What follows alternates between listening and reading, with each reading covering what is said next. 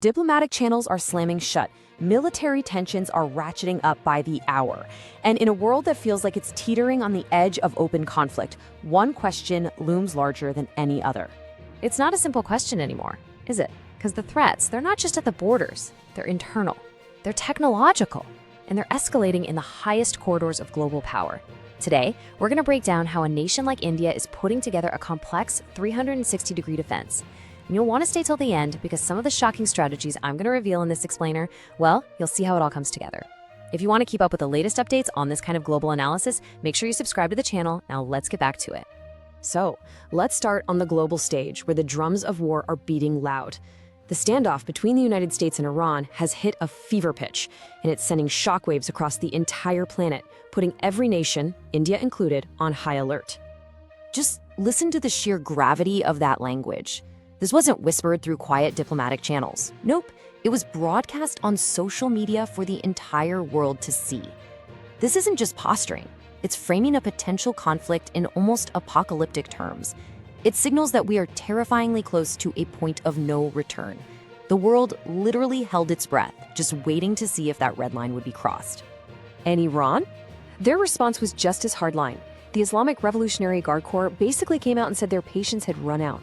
They issued this stark warning, not just to the US, but to all of its partners in the region. And the threat was crystal clear. Any attack on Iranian soil would trigger a devastating counterattack, one designed to cripple the region's oil and gas supply for years to come. So you see, this was never going to be a localized fight. It was a direct threat to the entire global economy. Okay, so while the world is watching the Middle East with bated breath, a very different kind of war is being fought within India's own borders. And this battle, the one against internal threats, it requires a dual approach. You need the iron fist of counterterrorism, but also the subtle genius of strategic thinking. Let's start with that iron fist. For 16 long years, a key figure in a Pakistan-based terror network was operating inside India, building this deep-rooted system to support foreign combatants. For 16 years, security agencies were hunting him. And now, that hunt has finally come to a dramatic and successful end. And this table here, it really breaks down the sheer scale of that patient, determined work. We're talking about the Lashkar-e-Taiba, or LET, terror network. Their whole mission was to provide everything an infiltrating terror cell could possibly need: logistics, a place to hide, money. And this wasn't just in Kashmir. Its tentacles stretched deep into Rajasthan and Haryana. The arrest of 5 key players, including masterminds who'd been ghosts for nearly 2 decades, well, that's a massive blow to terror infrastructure and a huge win born from years of painstaking intelligence work. But here's the thing. Brute force and intelligence work. That's only part of the strategy.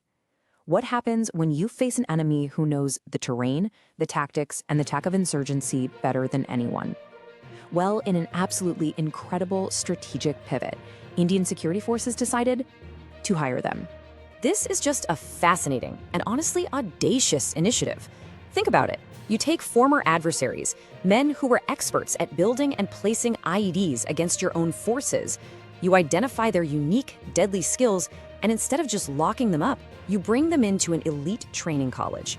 All their insider knowledge on everything from how to build a bomb to jungle ambush tactics is now being used to train the very soldiers tasked with defeating them. It's a brilliant move, turning a threat into a strategic asset. It's recognizing that sometimes the best way to defeat an enemy is to learn from them.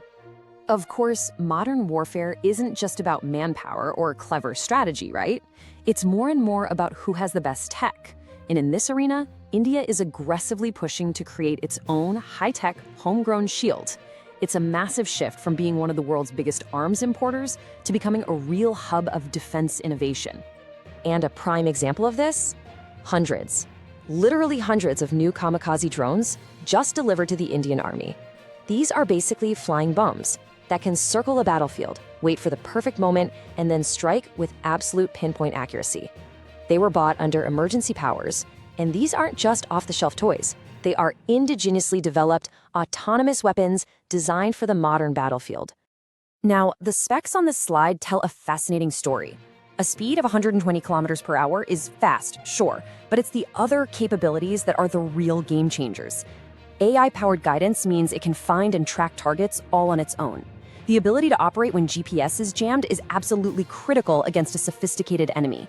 But look at that last detail. Functional at -35 degrees Celsius.